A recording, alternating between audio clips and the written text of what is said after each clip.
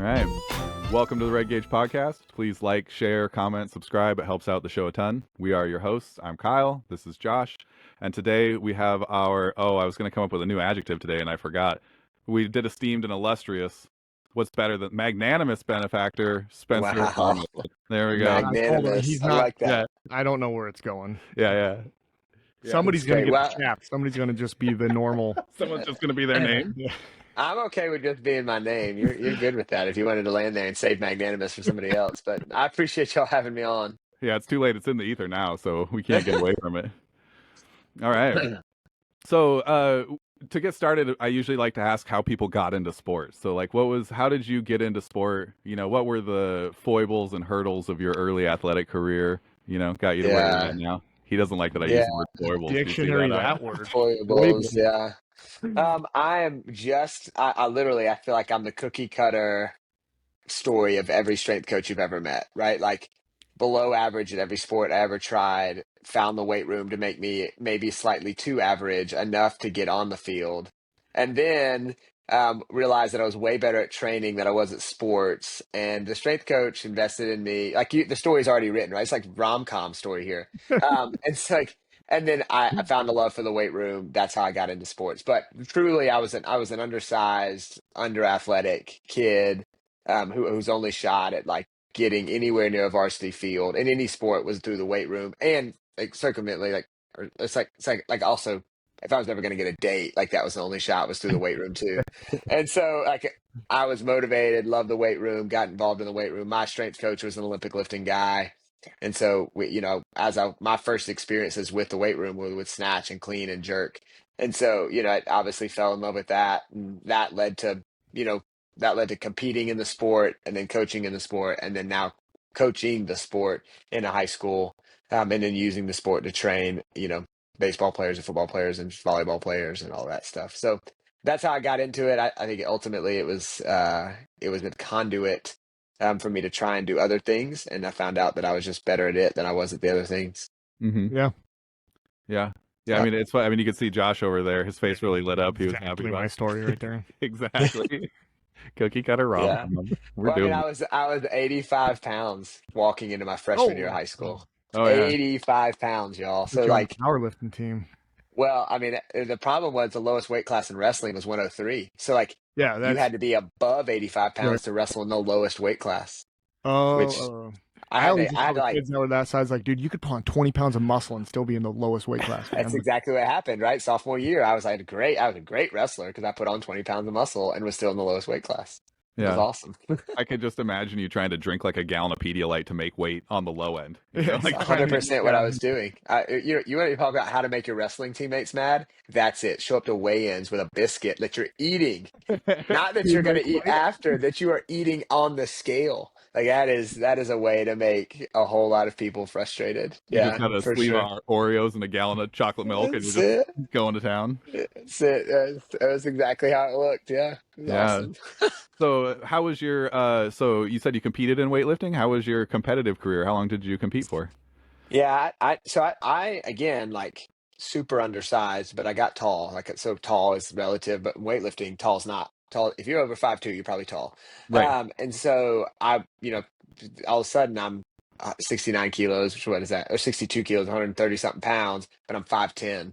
And so in weightlifting, if I'm going to be 5'10", I needed to be 230, 195. Yeah, 230. Exactly. Right. Like, if I'm going to be Olympic level, you got to be a 96 kilo lifter at that height. And so I was always a detriment. So I just made the best that I could out of it. Ended up winning a couple national competitions, got to compete internationally a little bit for Team USA, which was super sweet. But ultimately, like, my body just wasn't going to be able to hang when my competitors were legitimately 5'2", and I was 5'10". And so, the beating just got to a point where my body began to not be able to sustain that level of training at that body weight. Right. And I was newly married. Another way to frustrate your newly married wife is to sit in bed gagging Oreos and ice cream down because you're doing everything you can to gain weight, and she's looking at you like, I want to slit your throat, because I couldn't just look at that and gain weight. You're trying to you're gagging it down, trying to get to a calorie count.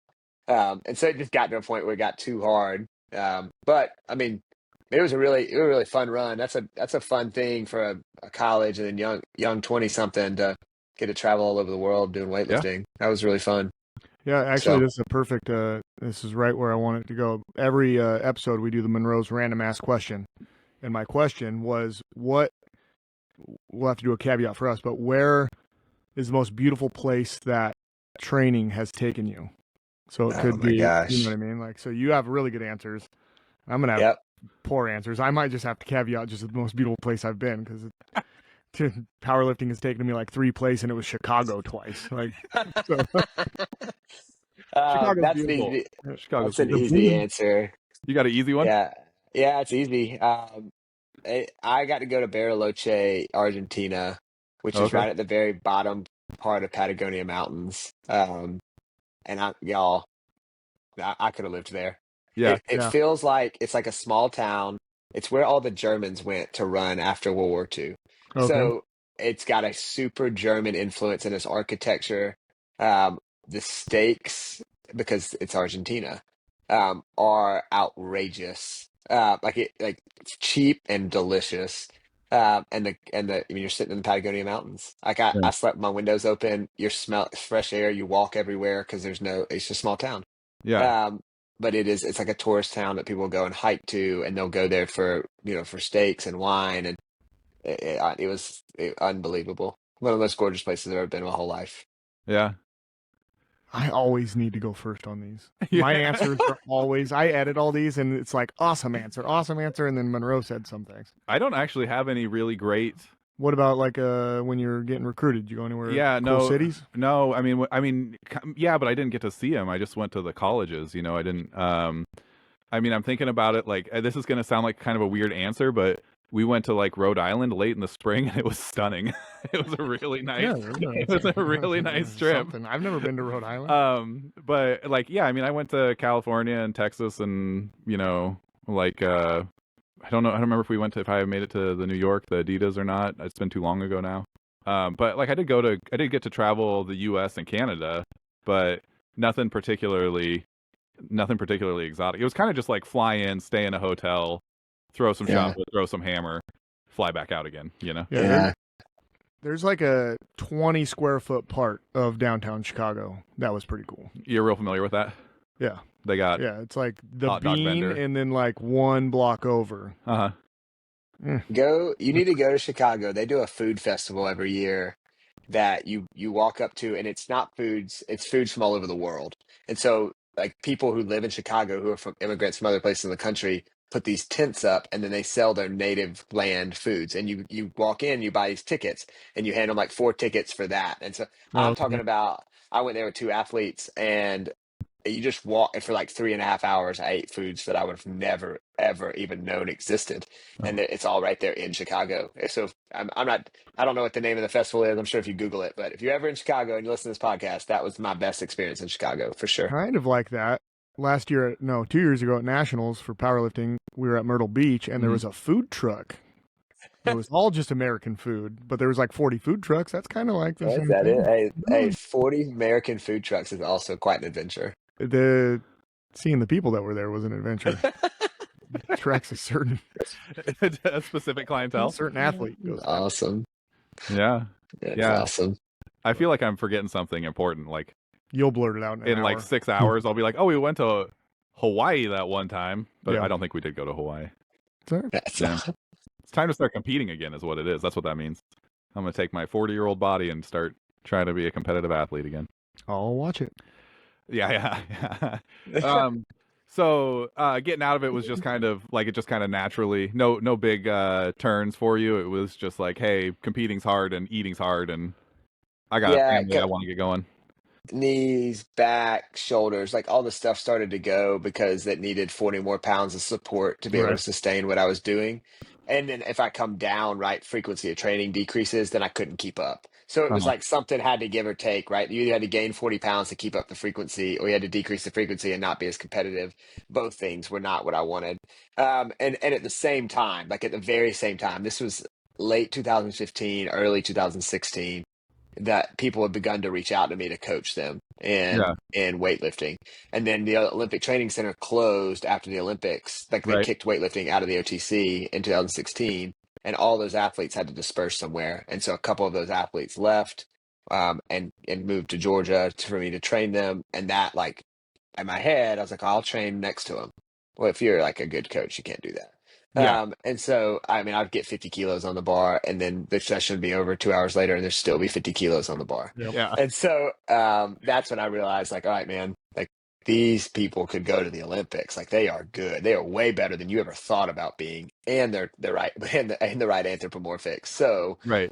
you're going to lay your career to the side, compete for some local meets for fun, and you're going to focus on them. And that's what I did. And that's it was sort of both and, right? Like my career was in a crossroads, and really, really talented people had shown up in my life. And so I was not going to not do them the justice of focusing on them. So, Yeah, that's a great way to transition in sport. We've talked before on the show about I was real into track and then I got hurt real bad and my injury was basically a career ending and then I just like lived in delusion for 5 years that I was gonna come back and be successful again. And yeah, I really appreciate those stories when somebody has a transition that's like I want to do the next level for me was coaching, and so like that's a great takeaway for anybody who's thinking about what their next level is going to be. It might be yeah, coaching or administrative or something helping out. yeah. Yeah. Well, and I would say it's funny. Um, you say that about track. I'm not a track guy. I played golf in the spring instead of going to run for fun. Uh-huh. Because shockingly, at 85 pounds, they weren't recruiting you to throw the shot. Um, and Be so the apparatus. they weren't really recruiting you to play golf either, but it was definitely a better fit for me. But at this past Olympics in Paris, I got to go be around some of the best ones, right? Like I Hmm. got to see Krauser, I got to see Kovacs, and watch Valerie throw, and like I got to see them like meet at that wall, and none of them are young. Like they're No. not. Those are not spring chickens throwing the shot or throwing the disc, right? But they know so clearly what they got to do Uh-huh. to get the most out of what they got right now, that it is like astonishing to watch those people do just enough because they figured it out that like they're not 20 anymore, but Uh-huh. they got to Right. keep these elements in order to be that success. And then you go watch them, break world records. Yeah. And so it was fun to watch. Like that was a nice shock to me. It was like, all right, Spencer, like you could have never got to that level because you didn't have the right structure. But had you ever gotten to that level, frequency of training would have had to go down. Like it Uh-huh. would have had to. Yeah. Um, but you would have figured out to get to that level, you got to figure out what you keep and what you can get rid of. And I mean, they were incredible to watch to do that. Yeah, weightlifting is such an interesting sport because it has so much training history to draw from, but so much of it is so um what's the word that I'm like a cult almost? Like it's hard to really get a vibe on what individual programs really were sometimes. Yeah. And then, Yep. there's always, of course, when you look back at the history, it's not as much of an issue anymore, but like substance use and stuff. And it's like, how does that play into the training choices that they made? Right. And Right. and then, like you said, dealing with frequency as a weightlifter is hard because it is a technical thing, and you lose technical proficiency pretty fast. So, like, how do you make Yep. those adjustments where you structure your training so that you don't have the same frequency, but still can make a lot of progress, right?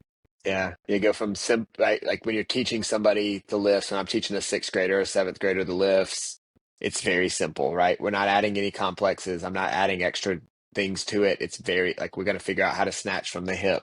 We're going Uh-huh. to figure out how to snatch from the hang. We're going to focus on fast elbows and fast feet. Like it's very simple. Hmm. Then as you figure it out, you get to add some complexity, right? Because now the technical issues get a little more minute, and you fix the minutia. You got to handle the little things. So now we're going to add a pull to the knee to help push the knee back, and the weight shift in the foot, and they're going to feel that. And then but then as you pass that stage, and that's where those people that I'm talking about is you pass that Uh-huh. stage where you're no longer you're going to work on one minutia, one thing, probably for 18 months. Right. And that's going to be the only thing. And you're not going to do it by adding complexity. You're going to do it by simplifying it because one, frequency of training, and two, you're so in tune with what your body's doing because you've done it for so long, and you Hmm. know exactly what you feel. Like it was crazy to watch Krauser throw the shot in practice, and he would come back and he could tell he'd like, oh, I felt this, oh, I felt this. Like he knew before it left his hand what he had already done wrong. And so how does he fix it? He just threw the shot. He Right. didn't do a drill. He didn't do any. He just threw the Right. shot Yeah. because he could feel it and he knew how to correct it in his body. Well, that took a lot of years to get to that point. It's the same way in weightlifting. Yeah. When you pass that complexity phase, it goes from simple to complex to simple again Mhm. because great weightlifters can feel it in the middle of doing it and then correct it the next rep. Yeah. And that's what I just didn't realize. I'd never made that connection, weightlifting to other disciplines, that the more elite you get, the more in tune you get to your craft and the more you're able to correct it without having some sort of complex training technique. Yeah, that's a pretty, like, the learning model for that, right, is unconscious incompetence, you don't know what you don't Yeah. know, and then conscious Mhm. incompetence, you do know what you don't know, and then conscious competence where you're figuring it Yeah. out, right? And then what you're describing, right, is that unconscious competence where Yeah. it's automatic, you don't have to think about Yeah. it, it's just there. Exactly. But it Mhm. takes a lot of practice. All I can think about is I guarantee I'm going to have a high school kid that's like, Coach, I'm throttling it back. I've already made it. You know what I mean? He's going to be like, Yeah. I don't got to do as much. I'm not going to do those last couple Look at supersets. that kid in the eyeballs and say, Throttle it back. you've got natural HGH flowing through your blood veins right Yeah. now. Don't throttle You're it back. You're not even Don't half do it. complex yet. Don't even think about it. Like, just use it. Yeah. Yeah, you're only going to be in this window once. Yeah. It's only going to happen one time. Yeah. Yeah. That's right. It's funny. So how long have you been coaching for then? So that's does that put it at like 9-10 years of coaching? Yeah, so I started coaching in some capacity right out of high school. I started helping in the weight room at 18, 19 years old. But it was kind of coinciding with my training. So, when I went to college, like what I do, well, CrossFit was there. CrossFitters couldn't do Olympic lifts. I've been doing Olympic lifts since I was 15. I looked like the sage old weightlifter at 19 who knew everything about everything and could magically snatch 60 kilos. And we thought that was the greatest thing on the planet back then. Um, and so I started coaching in some regard and learning about coaching and learning about programming really at 18. It became a full-time gig. 2015 is when I got my master's, and then 2014 is when I took my first high school job. And so really in 2014, I started full speed working in the high school strength and conditioning, and doing that as my full-time gig, and then having weightlifting as kind of the side thing. So, Yeah. I guess what is that? 11 years, right? Yeah, Or about 25? Yeah, 14 to 11 years. in Georgia, like, is Olympic style weightlifting a sport, or is it all out? Is it all club? Like we Yeah, have, we tried and tried and tried. I know like powerlifting is a GHS, like a high school sport. In other places in Florida, they combined it, right? You have snatch and clean and jerk and bench. we had a buddy that just moved out like 4 years ago, and he's like, "Oh, I was a powerlifting coach," and he said the lifts, and I was like, "What in the hell? Yeah, That's not powerlifting. That's some sort of combo." it is. It's like a weird, you can do like traditional or Olympic. I love Florida's model. I'm really jealous that we don't have that in Georgia.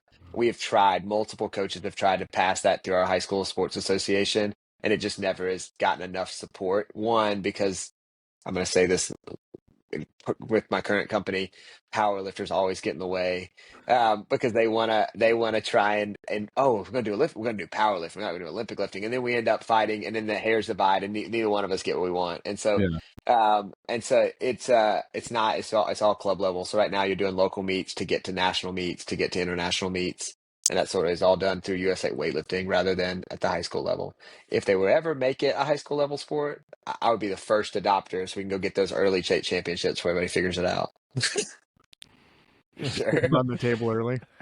Yeah. That's we have a local powerlifting. It's not It's a club instead of a sport, but it's a through the club. schools. So it's like an association kind of. Yeah, so it's as the coach, it's like DECA or any other club that's on campus. So Yeah. And then if we want to go to anything bigger than state, we go through the USAPL.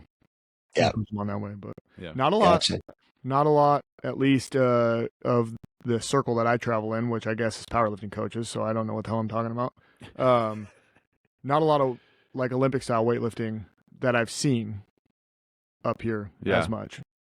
Yeah. Which is Obviously, crazy. What part of California? No, Washington. We're Washington. Very North California. Very north. Yeah. So like my first male Olympian came from Washington. Oh, His really? name was Harrison Morris. He holds American records. He holds world records.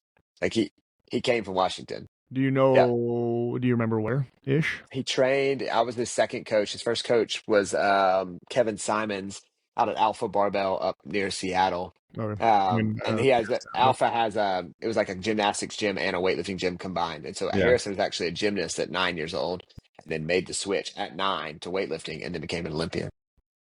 You Crazy. want to talk about not having the morphology for the sport? When I was a little kid, I tried to get into gymnastics, and the coach was real excited. He was like, "This kid's so explosive. He's going to be amazing at it." And then one day, my dad came to pick me up, and he met my dad's like was 6'4" and 280 pounds or something. So he met my Yeah. dad, and he was like, "How old is your kid?" Like he thought I was like 9, 10, 11 years old, and my dad's like 6. And he's like, Oh "Oh, this is the gosh. wrong sport for him. Get him in a different, put him in a big man sport. He's not gonna make it in gymnastics. I mean, he's having fun, he's doing good, but this is not it." Yeah, that's awesome. I just like how that kid switched from gymnastics to weightlifting at 9. I switched from like Fruity Pebbles to Cocoa Pebbles. Like, I'm too old for Power Rangers, Mom. Too old. Yeah, he was a freak show though. I mean, that kid did crazy stuff. You would talk about powerful. Like he clean and jerk 201 kilos. I mean, that's why at 81 kilos body weight. So like Yeah. he was a freak show. Yeah, Yeah, wild. wild. He would do stuff that he would just be like, "How are you doing that? 40 something inch vertical." Yeah. Quite crazy. Yeah, that's impressive. Yeah, monstrous. Yeah, before I offend our fan, I'm sure there are great Olympic weightlifters. I was just talking more, like big competition based. I'm sure. Yeah. Like I said, I don't know if our one. I Fan didn't think you were saying anything offensive. There I are can some good. I'm telling you, there are some great weightlifters that have come out of Washington. Katie Estep is another one. I mean, there's some really great ones that have come out of Washington. It's kind of, I mean, a shock, like weirdly, like a little bit of a hub Well, listen, for you elite can't go level, like outside. elite level. Yeah. It's raining all the time. 6 months out of the year is cold. Weight room so for everybody. cold and wet. He's going to the weight room. Yeah. I just wish you. I feel like there's opportunity for those things to be a little bit bigger, Yeah, oh, yeah. like on a bigger, Yeah. stage. Yeah, I mean, we'll Yeah. talk about like youth development a little later, but yeah, there's definitely a lot of room for support and activities for kids to do for sure. Yeah, and Sure. I don't know if it, we can. I don't know if it's the same as weightlifting, if it carries the same kind of like stigma, but a lot of coaches that you run into, like especially with powerlifting, there's a lot of like fear that either it's going to hurt the athletes or that they're going to become like slow and tight and whatever. bulky. Yeah. And, like, the thing I try to train, and you probably can't get away with this because weightlifting is so technical, but like what I tell most people is like, I don't even really train any of the kids like powerlifters. I train them like athletes. Like they're so far away from any sort of natural plateau that just training them like the athlete's going to get them far enough into their training career that they could be successful, at least at the local level. If the few kids that I've had that get beyond that, sure, we start to go a little bit more powerlifting split, but yeah, it ain't going to make you just have Nobody looks at Olympic weightlifting and says it's going to make them slow and stiff. I don't ever get that. Right, yeah. I do get you're going to hurt my kid. I get that a lot. When bars fly really fast over your head, especially if you're moving another object from over your head, like a baseball or a softball or hitting a volleyball, those parents are very worried about you hurting your kid for sure.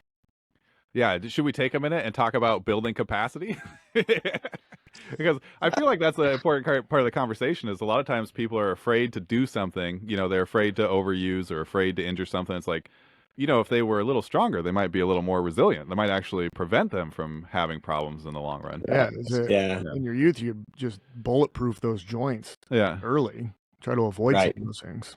Yeah. Well, and that's what I tell people, like, obviously the primary goal, I always tell this, like my big thing that I always tell all of my sports teams, but especially at the introduction of this semester is, hey, who's the most valuable player on the field? The most valuable player on the field is the available one. And so you can have all the gifts in the world, but if you hurt your ankle or you break your knee, tear your knee or whatever, like you're no longer the most valuable player. You're the least valuable because now you're literally on a scooter. So, my job primarily is to keep you on the field. So I'm not going to do anything to you that doesn't progressively move you to make you more resilient so that over the course of time, you're able to endure more and more play and stay on the field, right? That's the whole goal. Like, why do I start you in 6th grade? So that I can start building a base capacity and build you into a resilient athlete so that when we get to the top end and you're a highly recruited junior or senior, I can be a little more technical and specific. And you can go play really high level varsity sports and club sports, and you're going to handle the test and what it does to your body. But if you don't buy into training early, and then you go try to hit that elite end without the resilience and the foundation work, you're destined for a problem Yeah. for sure. Yeah, and I don't remember. I wish I had looked up the statistics ahead of time because I don't remember them off the top of my head. But I've seen, injuries per 1,000 hours of participation in different sports and stuff. And Yeah, the weight room is about on par with gardening. Like it's yeah, not, Yeah. there are strains and sprains, and sometimes a kid will drop a dumbbell on themselves or something like that does happen. But like, it's yeah. they're much lower risk than basketball, football, soccer. Right. Yeah. Yeah. Incidents of injury, and I would say this to discredit my own profession. Um, which I have no problem because we all point to that. Like I have a study saved in my Google Drive Right. of like how low the incidence of injury is in weightlifting or in the weight room. Here's the reality that coaches will point to that and say, "See, we're safe." Reality is, if you're not measured and specific in how Uh-huh. you progress load over the course of an athlete's career, they're not going to get hurt in your weight room, but they are going to get hurt on the field because you gave them too much or too little at the wrong time, and then they get on the field and they get hurt. And really, it started because you overdid it in the weight room or you underdid it in the weight room, and you could have solved the whole problem to begin with. Yeah. And so, yeah, the incidents, it's always like a secondary, right? Like, yeah, Right. you broke your ankle in the soccer game, but it's because you weren't able to absorb the load because something didn't happen, or you did too much in the weight room that day or something. Yeah, yeah. Too And much so fatigue to that manage and stuff. Yeah. right. Yeah. So that's my big thing on our profession Uh-huh. is like do your freaking due diligence, Yeah. right? Send them out there knowing exactly how much loading you've put on them and if it's the right amount as a varsity player trying to get recruited for college. Because if you didn't and they get hurt, they're going to point to the soccer coach or they're going to point to the football coach. But really, as the strength coach, you got to take some responsibility for that. Yeah. Every one of these conversations, every piece of data always needs to be taken in context, right? Like Yeah, the much larger picture of what's going on, the total training picture, right?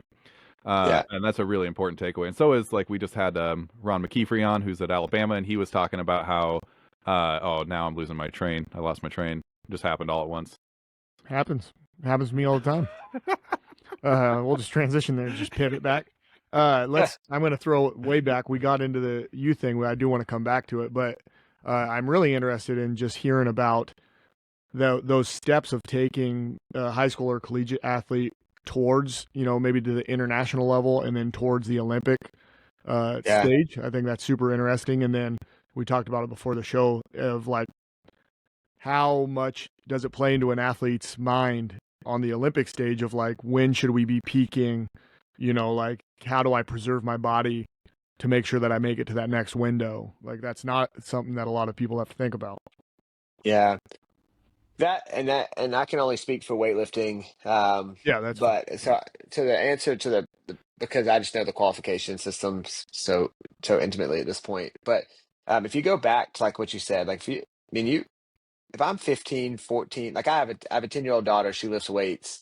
She plays volleyball, she plays basketball. I got a 7-year-old daughter who lifts weights, does jujitsu. Like we're gonna play lots of things. We're also gonna lift. And so the key to development towards an Olympic level weightlifter is to integrate weightlifting as a caveat, as a helpful thing to other things for as long as you can so that it's not the thing. Because the hardest part about weightlifting is when it becomes the thing, and that's all you're doing. Because it is incredibly monotonous, incredibly boring, and if you try to, I'm gonna go all in at 15, then you're gonna be all out at 19. Um, because like no 16-year-old kid can do all the things necessary and just be hyper focused on snatch and clean and jerk. That's not a thing.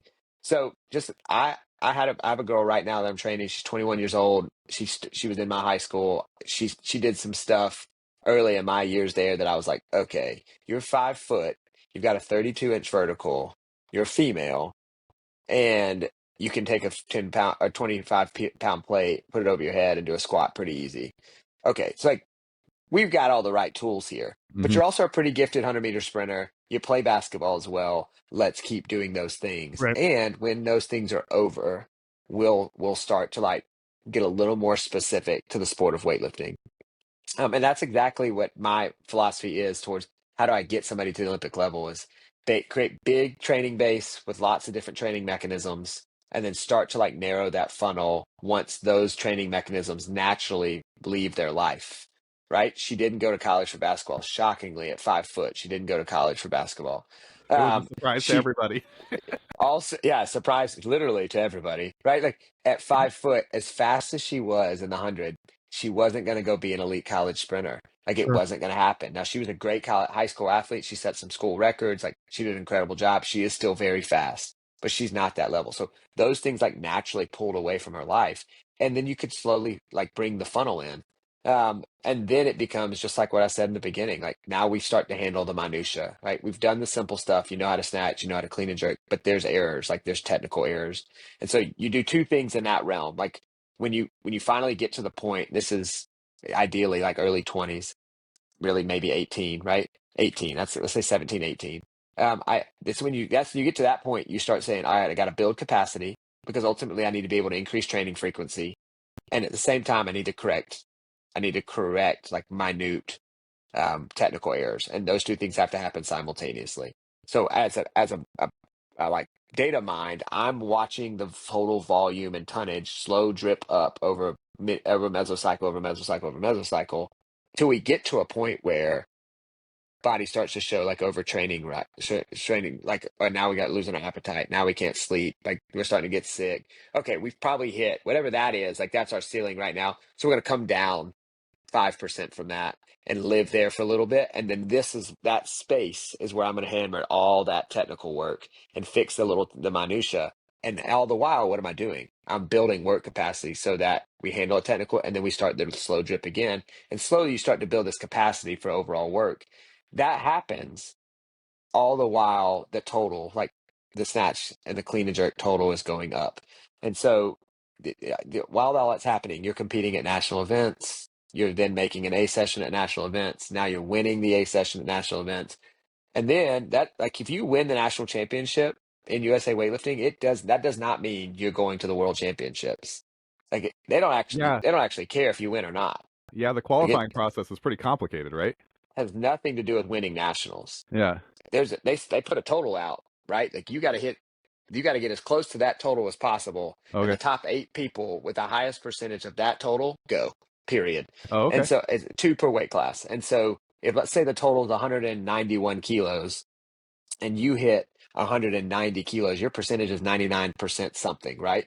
Well, then they rank everybody, and the top 8% of that qualifying total go to the world championships or qualify for the Pan Am championships or whatever. And so you're not really chasing gold medals, really, at that point. You're, as a strength coach, sure, medals are fun, but I'm bought into the process Hmm. of how do I slowly build a total to get to a place where every time I step on a platform, I'm hitting somewhere around 100% or more of that total in as a routine thing. Right. So then no matter what I do, I'm always re-qualifying myself for the next big event. I don't have this big sharp big total and hit it. You're trying to build a capacity. Don't go out there and sell your soul and grab a 12 kilo PR that you can't repeat Right. because it's not helpful. What you want to do is inch up by 2 and 3 and 4 kilos over the course of 2 or 3 years, and to get to a place where I'm always hitting that total every time I step on a platform, even on a bad day. And then it sets you up to be able to repeatedly go to these international events. Then you start the qualifying process for the Olympics. Like all that has to happen before you even get to the qualifying process for the Olympics. Yeah, Yeah. that's interesting. Do you find it with that training modality? Do you find that I feel like it would almost be easier to be competitive like year round. Whereas Yeah. like if you're training to be like powerlifting, like you might be peaking, like coming down and peaking for an event and then coming down, like you might not be as strong there on those valleys. Right. So that's pretty interesting. Like Yeah. Yeah. The, just the goal walking around. is 90 to 95% is something you can always touch, Yeah. right? You want to mean, you have to be able to display readiness to stay in the like athlete pool anyway, and that's 90%. It's like, which I know is very different than powerlifting, right? But like in weightlifting, you need to be able to display a 90, like almost all the time. Now there may be a little like 4 to 8 week blocks in there where you really can rest, or like after the Olympics, like maybe 7, 8 months where you just rest. But um, typically you're competing to some degree every 15 to 18 weeks if you do it right. Sometimes it's like every 8 weeks. And so you're doing something because you need the practice of competition. And because like that's just the way the system's built. You're getting on a stage 3 times a year at least, I you know. also really like the idea that your athletes are showing up and getting in the groove of completing lifts at meets, right? Like that's a really significant, the more practice you get, the less individual that becomes, right? Again, back to that model, right? Like Yeah, early on, that's a really important thing because it's instills a love for the sport, right. and you find out if people are really about it. And they have to get over the nerves of being there. And then middle ground, competing is really fun. That's the easy part. That's the later when you get really elite, there's a really big difference, y'all, in a 95% snatch and a 98% snatch at that level. Uh-huh. Like it is a significant skill difference for an athlete to be able to snatch 98, 100% on stage at the right time on the right day. Like that is a very, very, very, very hard skill. And the only way you practice that skill is competing. And Yeah, so competition becomes a skill that you're developing the more elite you get. yeah. I like that model. Yeah. Yeah. I got no complaints about it. So Okay. yeah, that's I'm sure everybody was worried about whether or not I was going to complain about the. what will Cofield think? Yeah. Is he going to approve of the way that the world operates? To be continued. And that's like, as you were saying that, I was thinking like, I guess that all of the, maybe not all of them, but most of the athletes that are in that pool are kind of have their eyes on the next Olympic Games. Yeah. So, which is so different than most other things where there's yearly championships that aren't more important than the other one. Correct. Right. So yeah, it's an interesting thing that I've not, I've not really thought about, like all those national championships and stuff are like, all right, whatever. Yeah, but Well, when you're I'm in an going- Olympic sport, wrestling, right, gymnastics, I'm going for that next thing. Yeah, So yeah, those. Yeah, you may skip a nationals. Like you may skip it because it doesn't Right. matter. Yeah, Yeah. It's just That's absolutely true. another thing. yeah, And the qualifying procedures change how you approach it, right? When we were prepping for Tokyo, the qualifying procedures were accumulation of points.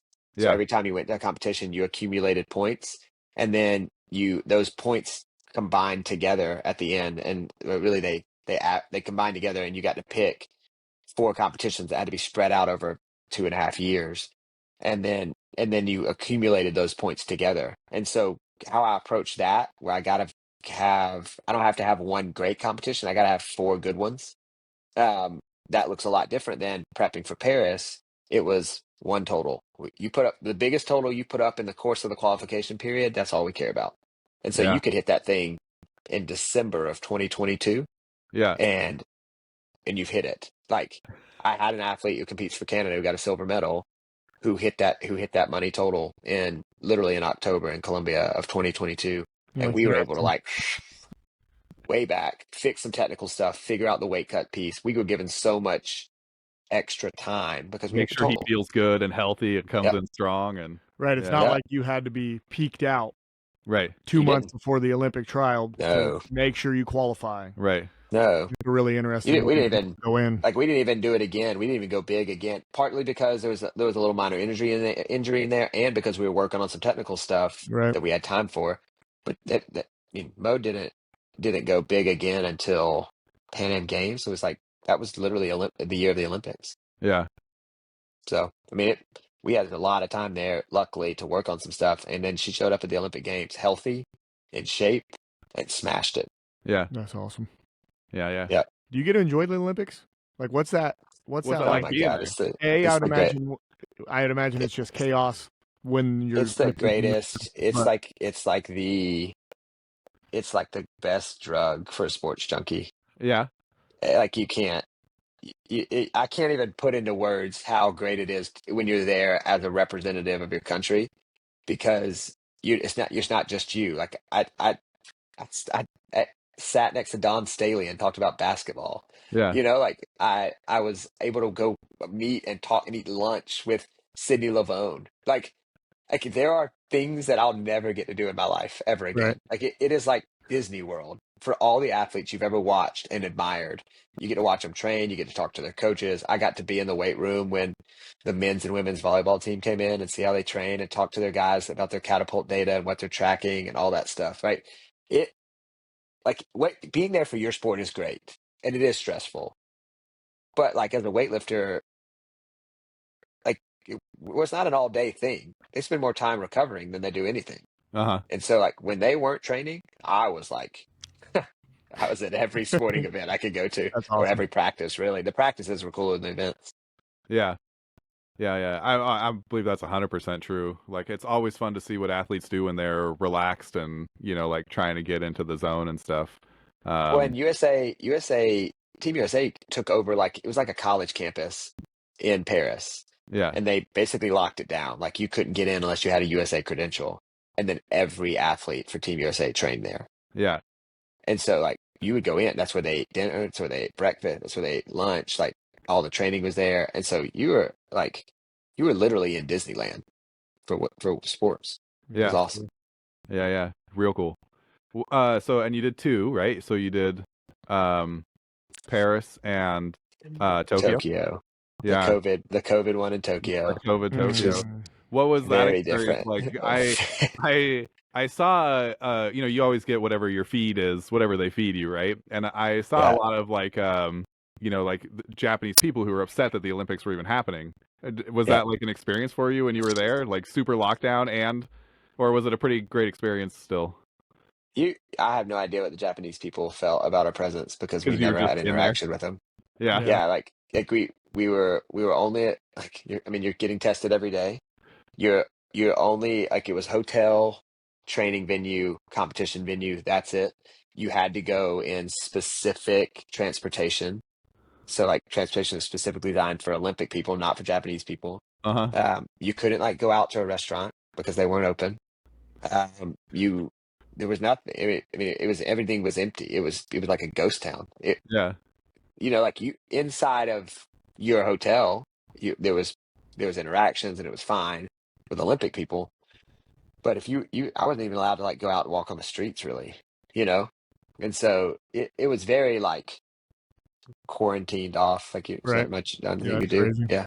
Yeah. So I think I didn't get any animosity at those drafts. There was no like public Well, I'm just curious demonstrations about how what much they the despise us, experience but was like, we Yeah. just didn't see anybody. And so venues were empty. I didn't meet another athlete from another sport the whole time I was there. That's crazy. Yeah. That's why Paris, I was like, oh my gosh, this is what it's really like. This is amazing. Yeah, I can't even imagine competing to an empty room. It was empty. Yeah. Like dead silent. No juice. And no, yeah, that's exactly right. There's no music either because like it's not powerlifting. Like you turn the music off in weightlifting. Uh-huh. Oh, It's dead. I thought dead they were quiet. like they had figured out that music spread COVID or something. Like Probably. sound Probably. wave, I can press it out. So it was, a very different vibe. And It's then you get not Paris, and it's powerlifting. wild. You got people showing up that have never seen a weightlifting event in their life in Paris and are just going nuts. It was awesome. Oh, it's great to see live. It's a phenomenal thing to watch. Yeah. Are you looking forward? Are you planning on attending the next one? Are you looking forward to it? Oh, I'm for sure gonna attend it, whether I qualify an athlete for it or not. It's in LA. Like I gotta go. Yeah. I gotta go. Everybody. I can't. I mean, I took my two daughters with me to Paris, and my wife. Like all four of us went. We left the 2-year-old terrorist at the house, and we took the girl, and like they didn't get to go. Like they didn't go to all. They weren't had access to all the other stuff, but they went to the events, and like it's an unforgettable experience. So like at a minimum, I'll be a spectator if I qualify some people, which I've got a couple people that are in the pipeline. So you just never know anymore. If I qualify some people, I'll definitely go. But it's a long way from now. We haven't even started qualification yet. So Yeah. I don't even like they haven't even told us how we're going to qualify yet. What the process is? Yeah, It'd we be don't fun even if it comes know. out and they're like, "Hey, your 2025 numbers count." You're like, "Oh, okay. Well, thanks." Yeah, right. That would be great. That's not what I need to hear, especially because remember, like they delayed the Olympics a year in Uh-huh. Japan. Yeah. Japan. So like if you were trying to go to 2024, you lost your year off. Like you didn't get to take time off. You got back from the Olympics, and 2 months later you're training. Yeah. This time, you got the year. And so, I mean, I'm talking about my athletes said, I'm out of here. I'm gonna go try and run a marathon. See you later. Uh-huh. Like they took off. They didn't touch a barbell. They didn't put their shoes on. They didn't do nothing. And then about a month or two ago, they started messing around again. Yeah. And now we're starting to get back to training, which is so, so healthy. Like they're in such a better place mentally. Yeah, that's A really break like that cool. is really Like, great. Yeah. But you didn't get that after Japan. Do you do you prescribe breaks throughout the years? Like do you have them take 6 weeks off or 4 weeks off or something? And That's a good question. maybe not even all the way off, maybe like Yeah, active rest, right? they You make get- them play a they little get a basketball or something. couple months off every 4 years. man. Pickleball. Yeah, my ideology on this is changing right now because Yeah. I've seen how fast those athletes came back from a long break. I always fear that but that would ruin them, right? Uh-huh. It would take us a year to just get back to 80%. They were back to 80% in 6 weeks. Yeah.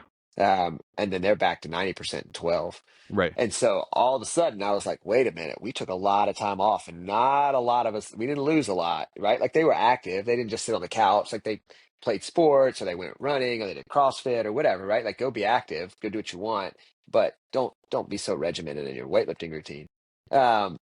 And so I have an athlete in New Zealand that she she hits a big competition, hits a big total, and it's 6 to 8 weeks every time. Yeah. And I was really weirded out by that. It was very contradictory to how I think about it. But every time she comes back and she loves the sport, because it doesn't bury you, Right. and she's healthy, which is really great. And then she gets back into training. She's right back where she was 2 or 3 weeks later, and she's ready to go. Like she wants to train. So I think it's as much a mental need as it is a physical need, especially the older you get. And I don't know that I've ever prescribed it, but I'm certainly floating with the idea of it at the moment. Yeah. Because I've seen how effective it has been, and not just the physical side, but the psychological side of athletes. Yeah, yeah. I noticed. I've always just been a crazy person who likes lifting weights, and so like taking time off has never been appealing to me. But I've noticed that the few times when I've been forced to do it because something's come off the bone or whatever, that like you'll be out for 4 or 6 weeks, and then you'll come back and you'll be like, hey, that elbow tendonitis that was bugging me for 8 months is just gone. Like it's just not there. Yeah. I'm fine. And so it's also I've really softened on it just in like the last 6 months or whatever. I've been like, you know Yeah. what? I think I'm gonna start telling people to take some time off every once in a while. Yeah, and I'm not a guy. I think when you're training, let's train. Like let's get after it. Like if we're training, we need to train, Uh-huh. and we don't need to beat around the bush or be soft there. Like let's go get it. But in order to do that, I think you say like also when we're not training, don't train. Yeah. Like don't even feel guilty about not training. Don't feel like you're losing your edge. Mm-hmm. Go do something else. Go ride a bike. Go pick up pickleball. Something, right? Yeah. Like find something else to scratch that itch. I think I'm more so like if we're in, let's do it. But also let's make sure and take time where we're totally out. Like Yeah. this like half in, half out thing. Oh, I'm gonna train 3 days a week, and what's gonna happen is you're gonna train 3 days a week when you're used to training 8 sessions a week. And all of a sudden your numbers are going to drop. You're going to feel really bad about yourself, and you're going to feel Mhm. really like you're wasting your time. And then all the motivation for the sport is going to be gone. And then you're going to get to the end of your like training deload, and you're going to feel worse than you felt when you started. Yeah, It's there's like a lot you of got to be those. all the way out. Yeah, there's a lot of those little things that affect your psychology that you don't realize. Like, I just block out every evening to lift. And I don't lift every evening, but like, when it's my rest days, it's like a happy surprise. But like nobody ever schedules me for like going out to the movies at 8 o'clock or whatever, because I'm gonna be in the weight room, Right. Right. And but it's amazing when you start thinking about like when your rest days are, how many days you have off or whatever, they start to multiply. It's like you're rubbing them together, and they get more of them. Yeah. Yeah. Absolutely. I've been on a long rest day. Just training for the 2032 Olympics, baby. 2032. Just think how good I'm going to be with how long it's been since I've done a snatch. Yeah. I'm going to be really good when I come You're back. fully recovered. Yeah. Healthy shoulders. It'd be great. Nope. Hornies.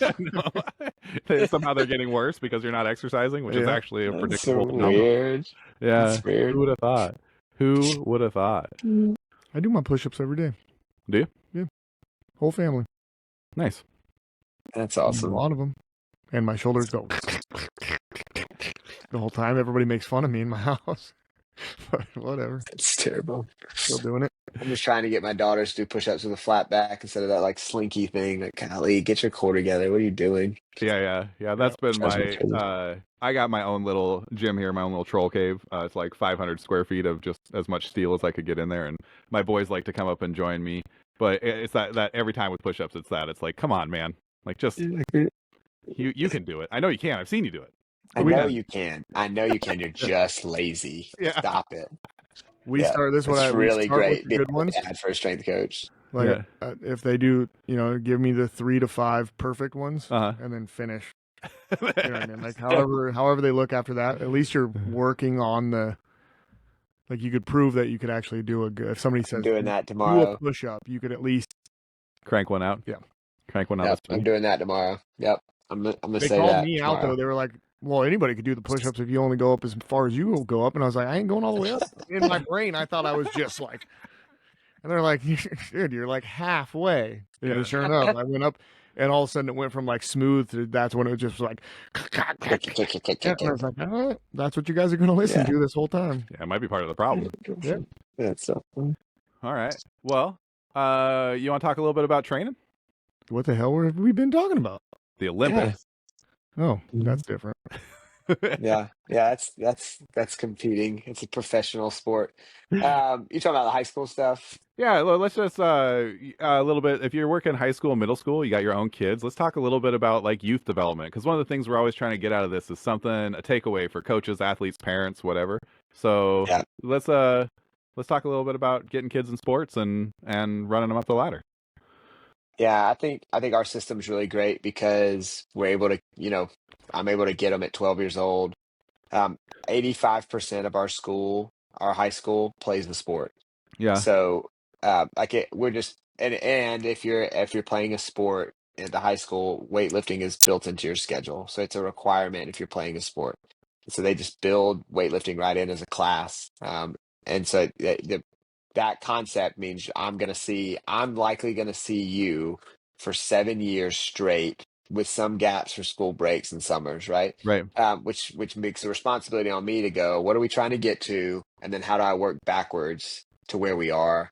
And then how do I create a progressive model that gets you there? And so for us, like what I just tell people, like, man, use those 6th, 7th, and 8th grade years when they're not even have a chance of playing a varsity sport because they can't, they're not in high school yet, to lay a really, really, really important foundation. The foundation isn't work capacity. I say that because they're going to have all kinds of different gamut on where they are with puberty in 6th, 7th, and 8th grade. Yeah. You're going to have some people who haven't hit it by the time they get to 8th grade. You're going to have some that hit it in 5th grade. And so you just don't really know, like, if work capacity is your goal, you don't know if you're actually building it. Right. And so you're chasing something that you can't even measure. And so what for us, like 6th, 7th, and 8th grade is about 2 really important goals: teaching them to train. Like, how do we function inside of a weight room? How do I use my time wisely? How do I make sure to follow a tempo? How do I that kind of element, like just cognitively, how do I get through a workout and get every rep that I can get and get every amount that I can get from the 35 minutes that I'm in there. So that we get to high school, I'm not teaching that. Like, that's just normal. Right. And then secondly, like, we just want to be perfect movers when we get to high school. Like, by 9th grade, I want to move absolutely perfect. I want to be able to hit the bottom of a snatch with perfect form, with great foot movement, with great lockout. I want to be able to hinge really well. I want to be able to do everything from a really heavy goblet squat to a really beautiful clean and jerk, and not have to worry about teaching when I get to 9th grade. Because in 9th grade, we're building work capacity, right? Right. Then you're building a lot of that resiliency we talked about, building a big work capacity, because ideally and at least some portion of 10th, we're not a high impact varsity athlete. Now there's going to be some freaks in there that are, and Mhm. you have to like everything caveats when that happens, Sure. right? But from a model standpoint, learn to move, learn to train, and then like hit the gas pedal in ninth grade. Also, middle school, I'm trying to get them to play everything, like play every sport. There should not be a season where you're not playing a sport. Play everything, and then get to ninth grade and remove one of them, right? Like give me a winter or a spring or a fall. Remove one of them. It's really hard because of overlap with sports now and the way the Mhm. GHSA set it up. If I play football, basketball, baseball, football is going to bleed over basketball season, right? So I'm going to be playing football till December, and then I'm going to pick up basketball as soon as I'm done. And that basketball season is going to go all the way to March. And so that's going to bleed over baseball season, which started in February. And baseball season is going to go to May. Well, we started spring practice for football. Right. And like there's never and you when you add that like circular element to building work capacity in the weight room. Plus, now we're doing outside trainers because we're trying to develop a specific skill that's going to get us recruited. Plus, we're doing camps. Like, there's too much, and Yeah. something's going to break. And so that's kind of how we structure that. Like, learn to move, learn to train, build work capacity, train hard, and then junior, senior year, I'm gonna start to sharpen the edge and pull some stuff away to that you don't necessarily need, right? Like, all right, if you got a 600-pound back squat, like I'm probably gonna change the emphasis a little bit, sharpen that edge, and we're gonna be a little more accelerative strength, speed strength work for you rather than absolute strength. And my goal is, hey, how do I increase your momentum a little bit? Like how do I don't know that you need to be stronger. You just need to be able to move Right. faster. Is that gaining weight? Is that losing weight or is that getting faster? Like how do I do that? So I'm Mhm. going to sharpen the edge a little more specifically if you're a high impact varsity athlete junior, senior year. And that's sort of how that model looks long ways. What I want to do is I want to see a kid graduate and go to a college playing a sport and step on campus and that strength coach goes, thank God they're from Hebron. Yeah. Right? Like thank God. Like you can skip freshman thing, just go ahead and go, you know? Like we just sent a kid to Virginia and I watched him work like he ended up on one of their Twitter videos and their off-season football workouts and the face of the coach is the face I've been making for the last year. Like he did a squat and the coach was like, what? Like he just like, whoa, like full depth, butt on the floor, flies up, 600 pounds on his back at 0.58 meters per second, like just screaming fast with big weights. And his face, you see the coach's face. And I was like, yep, I made that face for a year. That's one of mine. I And did so it. that's like what I'm trying to develop. Well, in order to develop that, we got to move well, we got to learn to train, then we got to build capacity, then we got to sharpen the edge. Yeah, Yeah. So having them that 6 through 8, it's like a superpower. it's like Like, cheating. yeah, it's awesome. Though, It but I mean is. that's I don't want to get into the politics of school, but man, like that's just how kids should be. They should be moving like that, learning to move. Yeah. Mhm. You know, Yeah. and solve a lot of things. Do you get to spend a lot of time working with kids on like running, jumping, cutting off of each leg, jumping off of each leg? Is that a big part of your movement development when they're young? Yeah, so middle school, they're depending on the sport, depending on what they're doing, we're definitely on the field at least once a week. And so that's everything from working plyometrics, and really at that age, I'm not necessarily concerned about force output. I'm more concerned about braking. And so like and the analogy is simple, right? Like, what's the worst thing for a really fast Porsche? Is bad brakes. Yeah. And so, if you build the Porsche before you have the brakes, you're gonna break.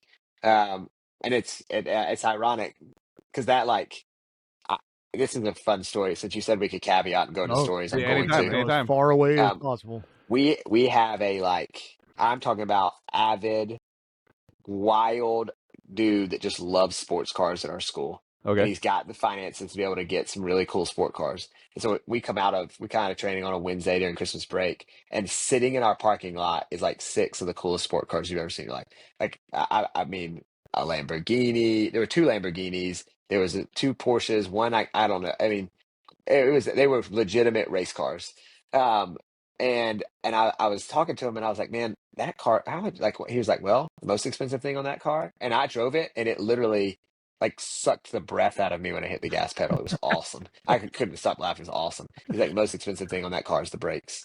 Yeah. And it's because why am I safe in that car? Because I can go really fast and go slow down really fast too. Uh-huh. And so like naturally I tested that theory and they sure did. They worked. But that's how I am with kids and plyometrics and specifically acceleration and deceleration. I want us to be able to decel fast and decel well before we can learn to excel. I want us to be able to land with good mechanics and be able to land with enough bracing force to be able to stop on a dime with 1 foot in the ground.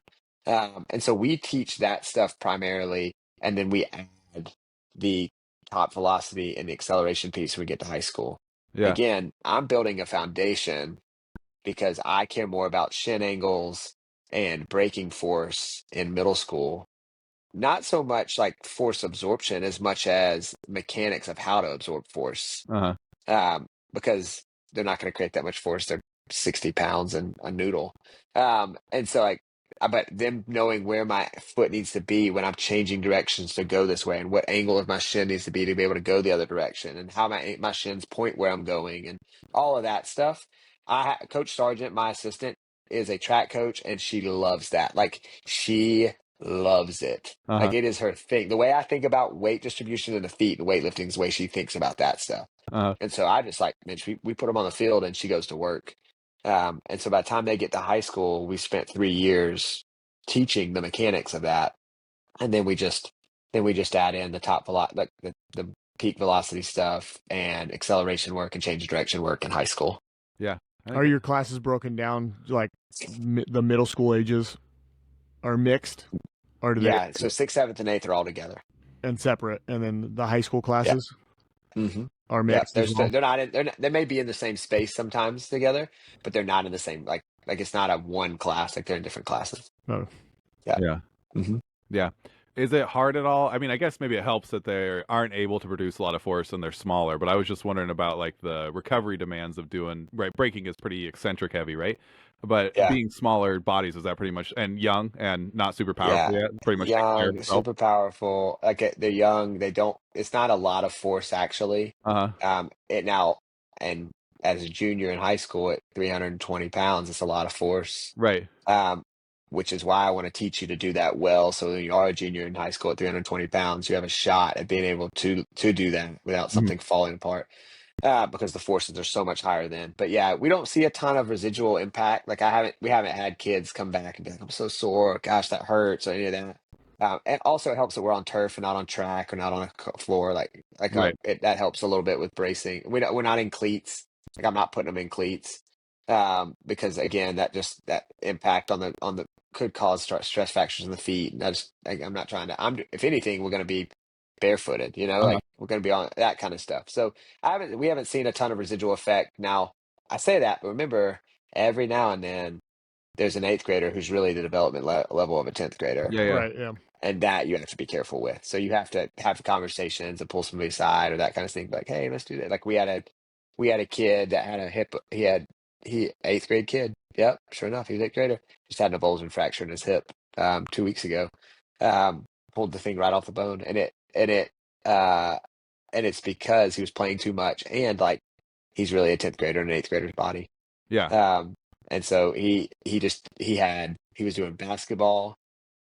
He said he's one of the top 100 shortstops in the nation for baseball. So basketball, baseball, and 7-on-7s for football, and weight training with the high school team for football all at the same time. Yeah. And so at one of the 7-on-7s, he would hit the brakes and see ya. You have to, in those scenarios, you have to pull a kid aside and be like, hey, you're not going to do the next 3 reps, like, Right. or you're going to do them at 50%, Right. like you just have to have the wherewithal. Luckily, they're outliers. If we had a whole bunch of 8th graders that were really 10th graders, that's also a great problem, but we Great don't problem. have those. Yeah. Great problem. Yeah, we don't have those. We got a few of them. So for people who are getting into the coaching game, this is something that I'm curious about is, has it been your experience that when you have kids who have really exceptional motors, like they can get really strong and really explosive and they're really fast, that it takes not many more weeks but many more years to get them to where they can really express it and like do it consistently and safely and not look like they're going to fall apart and not have issues with like, tendinitises and stuff like that? Or have you felt like the performance increase curve is pretty consistent regardless of the capacity of the athlete. Yeah, it's never consistent. Yeah. It's never consistent. Like that performance increase curve I mean it, and it also isn't a curve. Like Hmm. it can be this and this and this and this based on any number. I'm illegitimate. Like I actually showed this to a dad this week. I had a volleyball player came in as a ninth grader. She's a setter. She's going to college for setting. Her vertical was like tracking perfect, man. Like Uh-huh. it looked exactly like the textbooks. Uh-huh. Like the degree of increase over the course of every macro cycle was perfect. Like we were heading that direction. Like this girl was going to touch 10 feet. She was going to be best setter in the nation. Da, da, da, da, da, right? Middle of 10th grade year, she got a boyfriend, and that curve did just like this and Yeah, yeah. flattened out. Uh-huh. And her vertical didn't increase for a year and a half. Yeah. And then I had a conversation with her. We started to see it increase a little bit, but she took a year and a half and it didn't happen because why? Boyfriend. Dad knew it. I knew it. Nothing we could do about it. 10th Yeah. grade girl, you know? And so like nothing ever, like, there's so many factors that you can't control when it comes to like linear progression of an athlete over the course of time. And so I just continue. The beauty is like in our world, I have to give them a grade. Right. And we don't give them, you don't get a grade in my class for showing up in shorts and a t-shirt and on time. That's You not a gotta work. grade. Yeah, that's like a minimum work requirement. You just don't get marked tardy. That's the only thing that changes, you know? And so like for us, we track their performance. And so every 4 to 5 weeks, if whatever we're tracking doesn't show improvement, you don't get an A. Yeah. If you tie it, you get a B. If you get worse, you get a C. And so it drives them to continually work on improvement. I'm not looking for 10% improvement every time we assess. I'm just looking for one. Yeah. And if I get one, then I'll probably get five, and then I'll maybe get six. And over the course of 4 years, that's going to be 30, 40%, which is more than enough. Yeah. And so that's really how we look at it. I'm not looking for big spikes. I'm looking for slow drip growth over the course of time. There is like what you mentioned, there are some frustrating pieces where we see this big spike early and then they start to plateau and you're in this like mind-numbing piece where like, middle or into their 10th grade year, they're strong, they're fast, their body to mass ratio is really great, and you're squeezing blood from a rock to like get anything else out of them. Um, that stuff, like the only way that you fix that problem is again, you sharpen the edge, you change the stimulus. Right. Something's got to give. Like you got to get out of the training model that you've been in for the last year and a half, and you got to change the training model, or because it's not working, or they've zapped everything from your training model they can get, and you got to find a way to like jumpstart the engine again. And so sometimes that looks like doing a little more work on the field. Sometimes that looks like prowler work and sled work versus squatting. Like it just, you got to change the training model when you get to that. That's a rare occurrence that a high school kid plateaus at that age. Right. But it happens. And when it does, you got to change the training model. Yeah. Do you see your kids over the summer? Yeah, in some sports. So baseball, volleyball, cross country, football, I see over the summer. I see those sports. I don't see basketball. I don't see like lacrosse or soccer or track and field. I don't see them over the summer. So there's a solid 8 weeks there that I don't touch those athletes. But again, 85% of our kids play sports, and most of them play another sport. So Right. if I'm training a volleyball player, I'm actually training a jumper. I'm training a football player, I'm probably training a baseball player. It's like it goes both ways. Yeah. Sure. Yeah. Yeah. So when they're young, multiple sports, focus on skill acquisition, focus on Yep. being a good kid. Yep. Yep. And Focus on then being a good teammate. Be a good teammate. Like play sports, and if you sit the bench, be a good teammate. I was talking to a basketball coach recently who's been doing it a long time, and he was telling me that basketball has been really weird for him over the era of social media because the kids have better handles than ever. They can dribble and do these trick shots, and he's like, it's amazing. And then when I ask them to pass it to their teammate, the ball ends up in the stands. Like so like they've got Yeah. all these great individual tools and no team Yeah. tools. Even worse team tools maybe because they spend more time, working in isolation. They spend more time with an individual trainer Uh-huh. who's teaching them all the handles, Yeah. but not working in a team environment. Yeah. I mean, I got a basketball player. She's downstairs. Like I know It's super. I mean, her crossover is quick. The way that she pulls up for a jumper is quick. She can't like the two-handed pass down the court on a fast break sucks Yeah. Yeah. because It's going they don't somewhere. practice fast breaks. It just is what it is, you know. Yeah. Yeah. So, focus on skill acquisition, lots of sports, give them time to recover, don't overwork them. Yeah. Yep. And then Let them. Don't train them. Like don't make training the main thing. Like Mhm. they're teach them Right. and let them play. Like teach them and let them play. Like if there's one thing I would tell middle school coaches, like teach them and then let them play. Like let them go play sports, but teach them, give them 15, 20 minutes of teaching them how you want them to learn to train, and then let them play. Because if you overdo it at 12, you're not going to have them at 16. Yeah. Yeah. They're Yeah. just going to be burnt out. Yeah, we've seen that a bunch of times. I remember coming up, there was a kid who was like the all-county athlete. He just stomped everybody in like youth and middle school sports, and then just didn't have any passion for it anymore by the time he got to high school. Just wasn't a. Well, and those kids typically are the ones that hit puberty early. Uh-huh. They got really good quick. Yeah. They were the all-star in middle school, and and because of that, they trained hard so they could be better than everybody else. And then in 10th grade, everybody caught up. No matter how hard they trained, Yeah. everybody caught up. Yeah. And now their whole identity is built on being the best, and all of a sudden they're not the best anymore. Uh-huh. And then they have this like disdain for the sport because the sport's become a thing that's bad for them emotionally versus helpful for them emotionally, Yeah. and then they leave it. Yeah. Yeah. So if it was about play and having fun, then it might still be a fun avenue for them as Exactly. a high schooler where they can go hang out with their friends Yeah. and build teamwork and get skills. And, The Yeah. 7th grader with an Instagram account who's run by his parents that has his NCAA recruiting number on it, that kid's going to stop playing in 11th. yeah. Yeah. Guaranteed. We have a freshman record board, and any kid after I'm excited for him, break a record at the freshman level, I always tell them, like, there's almost no one that has an all-school record that's on that freshman record board. Like, don't be Yeah. the kid that just stops because you were successful. Just because you, like you said, hit puberty or got into training a couple years earlier than everybody else.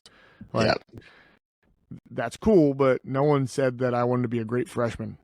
Yeah. Right. We Yeah. got more stuff. That's right. Our whole model is built on what I want you to be when you graduate, not what I want you to be when you're a freshman. Yeah. Yeah. Yep. Sure. It's awesome. I want to go back to 6th grade and come to your school, man. So do I. Like, I want to go back to 6th grade. You know how much better? I might have weighed 90 pounds a freshman year, not 85. That would have been huge. I would have been a problem. I looked like the teacher in my 5th grade school picture. I was a foot taller than Miss Endicott. You would have been like a dream. You walked in my weight room in 6th grade. I've been like, yes. Look at this kid. Look at him. You tore something on the brakes. Yeah. The brake portion, I would have torn everything. I was so messed up as a kid. I grew up too hard. Too many injuries.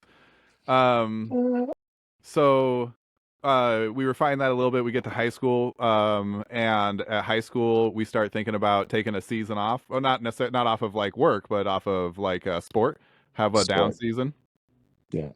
Yeah. It's super important to have a time away from practice and time away from that schedule. Even give a kid an afternoon off. Yeah. Like let them go home or let them go somewhere else they want to go. Like get them off of a practice field for a season. Yeah. And then you can let it'll titrate itself after that, right? Because if college is in the cards or, secondary clubs as an adult is driven just by passion, right? Like if you're an adult still doing sports because you love doing it and you want to have fun. That's right. And so you'll take care of that on your own. And then if you're going to college, they'll either recruit you or not recruit you. And that'll be a pretty good indicator of what sport you should keep doing. That's right. Yeah. That'll solve itself solve its own problem. Yeah. Mm-hmm. I'm excited to have you on because you do special, you work with the middle school and high school kids all the time. I've seen a wildly varying degree of parental involvement. Like if you were to make a handbook for parents, if there's parents watching this right now who have, they love sport, their kids in sport, they really want them to be successful, maybe their kid's talented, like what would you tell them that their role is as that sounds kind of spicy. I don't know if I want to go that far, right? No, but, that's a great. But what advice would you give them, I guess, Yeah. Probably 3 things. I've had to think about this now as a parent of a kid who's competing and how I view every parent's doesn't matter if you're a coach or not. Every parent's got CPS. Like we all got crazy parent syndrome in us. Yeah, yeah. And we do. Like it's even the ones that have to deal with it every day, Hmm. we still have it in us too. Yeah. Like we got it. And so I would say one, your kid's probably wrong. Like just lead with that. Like your kid probably did it. Like they probably did. Like they were probably the guilty party. Uh-huh. Just if lead with that T-shirt right there. preface. Uh-huh. That's it. Like lead with that preface, and you'll be a coach's best friend or a teacher's best friend. Uh-huh. Lead You with just that made a preface. YouTube short right there. Yeah. Yeah. That is going to be one of our shorts right there. Your kid's probably I wrong. mean, that's Done. so true. And if they prove you, here's the thing: if they prove you wrong, that they were actually right, man, what a win! Like it's a win-win. Start with your kids probably wrong. Second is, man, don't be a coach. Like be a mom or a dad. When they get in the car, like don't even like all that needs to come out of your mouth is how proud of them you Yep. are, how good they played, or even like, man, I like, and be specific, be really specific. Like, man, I really liked it there in the second quarter when you brought the ball down the court on the left sideline, like crossed that girl and came into the middle. Like even if there was a turnover right after that, right? Like just be a fan of your kid. Hmm. Don't be a coach, because how many athletes can you talk to now and be like, "Man, I got in the car and just got reamed out by my dad because I had 7 turnovers and only 8 points." Yeah. Like be a fan of your kid, um, and you'll be a coach's best friend because let them coach and you be a fan. Yep. If that's just such an important point. I tell my parents, like, the second you become a coach, got to become a parent. Yeah. So one of us has to do that role. Yeah. So let the guy that is a coach Right. be the coach and the parent be the parent, because we Yeah. don't get a both coach, because if your kid's broken when he gets here, like, Yeah. I can't do much with And then and third one, and this is a big one. This is one I developed this year, just because of interactions with parents. Like in the community and in the stands, be an advocate for the coach. Yeah. Like this, because the second you move from advocate to critic, you lose like influence and access. You know what I'm saying? Like the second I move from being an advocate for them and always talking highly of them, and I move to criticizing them, I lose the opportunity to have influence on that coach's life and in that coach's life, and on and the way they care for your kid. And you also lose access to the team. Like you lose access to opportunities to serve and care for the team because that coach isn't going to let you anywhere near them because you're a critic, right? Be an advocate. Don't be a critic. Advocates get access and influence. Critics don't. Yeah. Yeah. Yeah. And, I almost always do my coaching for free. So I just show up and help out. I don't ever take a paycheck. But most the coaches who are getting paid don't get paid much more. And so, like, a lot of times as a parent, I realize that things can be frustrating and stuff. But, like, when you're attacking somebody who's basically doing community service, it's not a good, it's not Yeah, a good long-term development plan. yeah. I'm Yeah. glad that that's the same in Washington as it is in Georgia. I didn't know if that was different out there. That's great. Yeah. No, there was one. Me and Kyle and a buddy Matt we were real busy, but we were splitting an after school weight room stipend. We were all coaching powerlifting, and we Mhm. just happened to be splitting it. And the first month that we got the check, I was like, I would rather volunteer, Yeah. Yeah. because we were split. It's It was already the really, last time. it's already really low, but we were splitting in thirds. It Yeah. was like $14 or something. I Yeah. was like, just spend that somewhere else. Don't even put that on my paycheck. I feel Buy some more- worse. Don't need to be. Like, Yeah, buy some more chalk for the weight room. That was the last time I ever took pay. I was like, no, I'm done getting paid for this. like, let's I'll just pool show that up and together help and just out. give that to somebody else. Yeah. Yeah, I don't need the tax mess for that for $14. Like, I don't need Have that. an Give extra me a form. 1099 for Hope that $7. I'm out. put me in a new bracket too. You only get to keep 40% of it.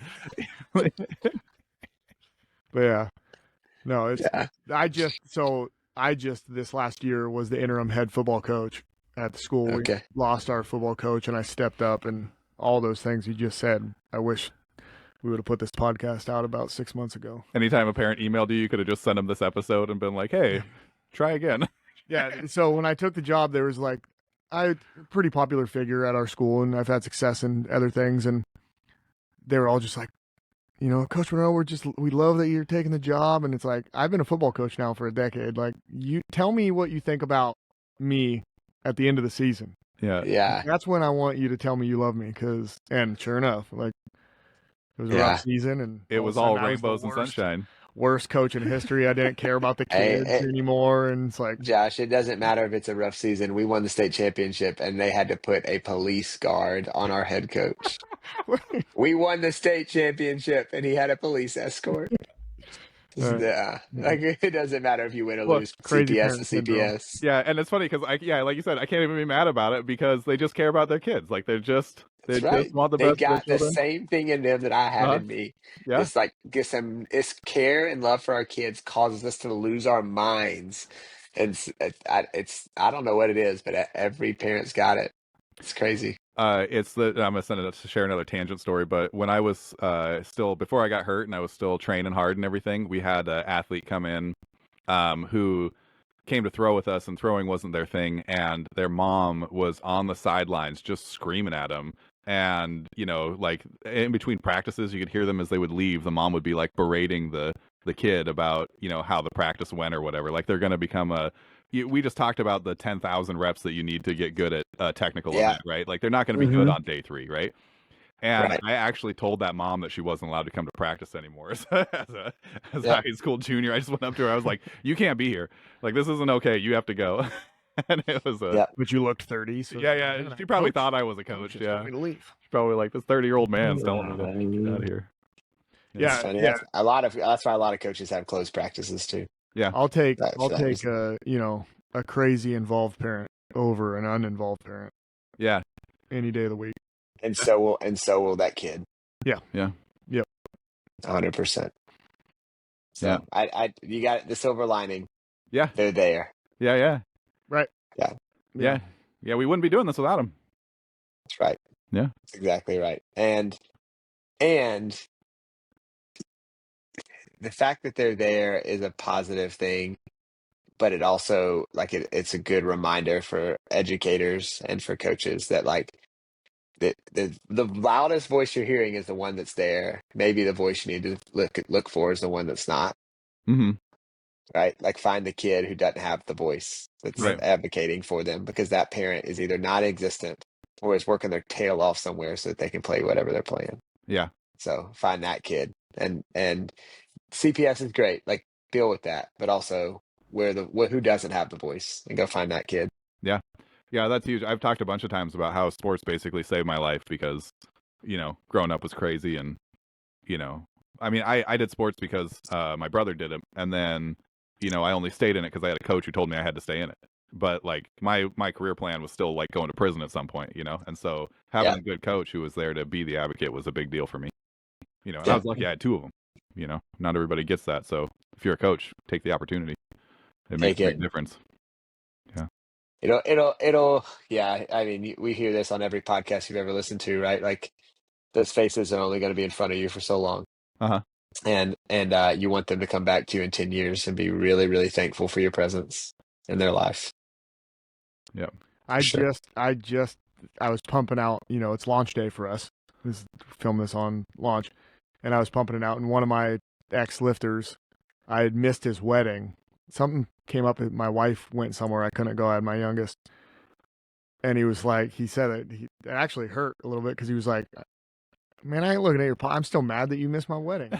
And I was like, damn, man. Like, I know he's joking, but like he wanted that response wouldn't come unless that came to his head. And I was exactly. I did all that work to like build that relationship. And then the last thing we did was I missed his wedding. Yeah. It's like, man, that hurts. Yeah, we both missed that wedding. So Cody, if you're ever listening to this, sorry.